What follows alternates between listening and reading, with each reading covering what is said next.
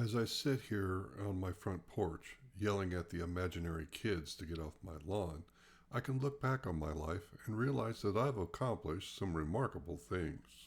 Believe me when I say that I sort of know what it's like to live like a rock star. Well, almost like one. You see, rock stars typically go on the road and tour the world playing their music for most of the calendar year. I realized that I was like a pseudo rock star from the culmination of several events over a decade that mimicked their life. I believe there are three things needed to live like a rock star. These three things are crowd adulation, the monotony of performance repetition, and being a great distance from home. For crowd adulation, I'm going to tell you about when I was a construction technology teacher at a rural high school in Southern California. The music director there had introduced the World Music Appreciation curriculum to his band students. To do so, he purchased 2 steel drum music pans with personal funds and taught a few students how to play them. The administration at the district level was thrilled when they heard something other than brass instruments and a drum line. With the help of the district office, the high school music teacher applied for grants, and within a couple of years, the school had the largest steel drum orchestra in the United States. At the program's height, there were more than 150 pans. The music director and I had become close friends because one day after school, he happened to hear me rocking out in my wood shop on a Fender Stratocaster. We talked, and I was invited to sit in with the kids and play my guitar. We played at school assemblies and during halftime at basketball games in our gymnasium. The district administration approved the music director's request to take the show on the road, but a small problem prevented all the performers from going. You see, a typical school bus has limited cargo space for the pans under the floor. When I learned this, I asked our principal if he would consider funding and renting a 28-foot box van. I used some of my spare lumber to build a prototype baker's rack. The pans could easily slide into the rack safe and secure. The district office transferred funds to the music program to build more pan racks. My construction kids learned how to draw and read blueprints. Using my prototype as a model, the students modified my design, making them interlock with one another. The racks were easy for the kids to roll into the van's cargo box. Our principal authorized me to be the designated box van driver and guest guitarist. We couldn't fit the entire orchestra in one box van, but we did fill 2 90-seat school buses with performers and chaperones. Our traveling steel drum orchestra played at various civic events, restaurant patios, and we even played on stage at the prestigious McCallum Theater in Palm Desert, California. Let me tell you that it was a kick in the pants for me to be on stage in the beautiful venue like the McCallum and bring smiles to a screaming crowd of 2,500 audience members who were literally dancing in their seats. Another cool thing about the McCallum Theater is downstairs where the artists' dressing rooms are. The walls leading to the rooms are covered with the signatures of famous artists who've performed there over the years. I saw the signatures of Count Basie, Tony Bennett, Neil Diamond, and many more. The music director was in the Frank Sinatra dressing room. The Sinatra room was spacious and decorated with items as if Mr. Sinatra had only stepped out for a moment and would soon return.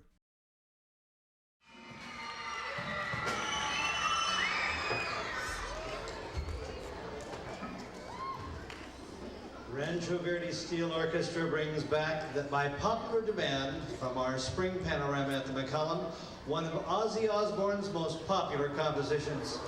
Galloping bass, screaming guitars, assertive vocals, all trademarks of the heavy metal style that is Ozzy Osbourne's, and one that is still a favorite today. Featuring the Zavala family, and in particular Martin Zavala Jr. on solo guitar. Ladies and gentlemen, boys and girls, stand up and scream for Crazy Train!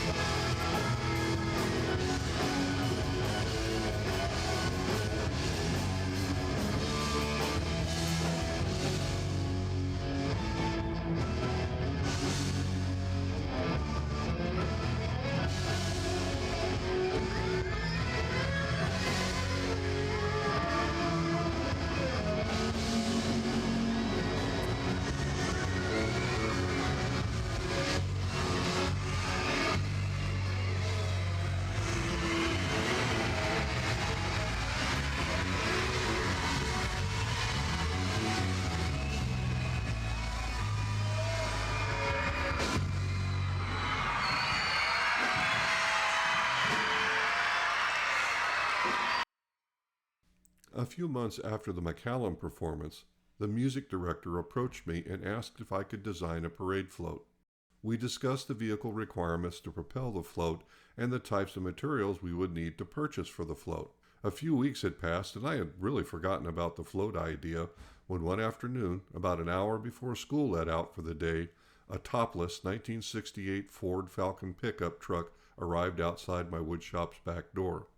The truck's bed was intact, but the roof, side windows, rear window, and windshield were missing. This was to be the vehicle for our parade float. My construction kids designed the float, drew the blueprints, and built plywood and 2x4 platforms for the music kids to stand on. The art teacher and the drama teacher had their kids decorate the float.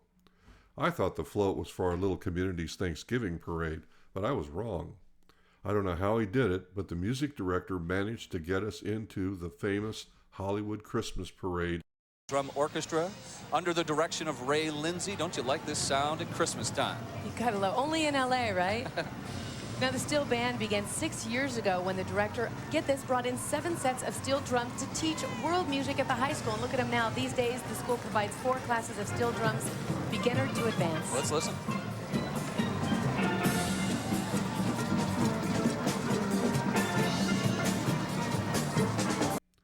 Now let's talk about monotony and repetition.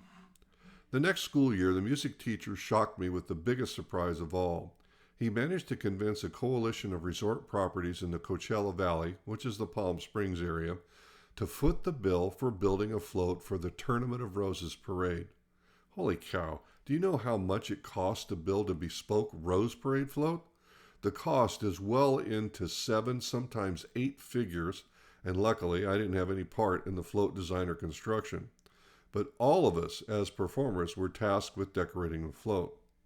For 2 long days, we placed individual flower petals, seeds, palm fronds on the massive float. Our Desert Cities Resorts float won the prestigious Lathrop K. Leishman Award. There's one immutable fact about performing in the Rose Parade. The parade is long, very, very long.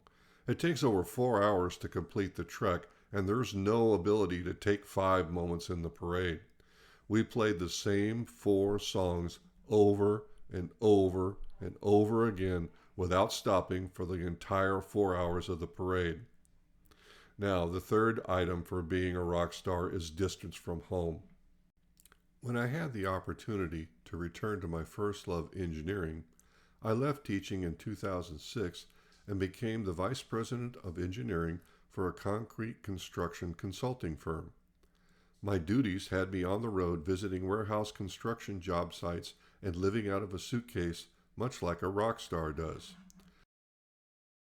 I traveled nonstop from 2006 to 2008 and only came home when the economy collapsed from the housing mortgage debacle. My travels took me to 48 different cities over the course of 24 months. Monotony and repetition were evident from working with the same construction crews on the same projects, with the only difference being the location of the job site.